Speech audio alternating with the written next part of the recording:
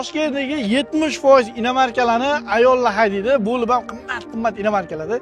Birinchi savol, o'zi ayol kishi mashina minishi to'g'rimi?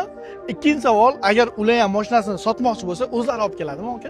Birinchi savolingizga javob berishdan boshlayman. Ayollar mashinani minishi kerak deb hisoblayman. Chunki ayollar mashinada farzandini bog'chaga, maktabga olib boradi. O'zini ko'chada ishlarni hal qilib yuradi. Har doim ham erkaklarni ularni olib yurishga vaqt bo'lmaydi. Shuning uchun ayol kishini o'zi begona taksiga chiqmasdan o'zi mashinani mingani yaxshi. Ana endi ikkinchi savolingizga javob. Kamdan kam ayollar mashinani sotishga keladi. To'g'ri, mashinani tushunadiganlar ham bor. Lekin ular olishi ham, sotishi ham erkaklarga ishonadi. Shuning uchun savdoni erkaklar qilgani yaxshiroq. Ayol kishi bozoriga chiqib mashinani sotishi, erkaklar bilan savdo qilishi xato. Menimcha obunachilar ichida ayollar ham erkaklar ham bo'lsa kerak. Bu gapga sizlar qanchalik qo'shilasizlar? Fikringizni izohlarda yozib qoldiringlar. Va albatta meni sahifamga obuna bo'lish esingizdan chiqmasin.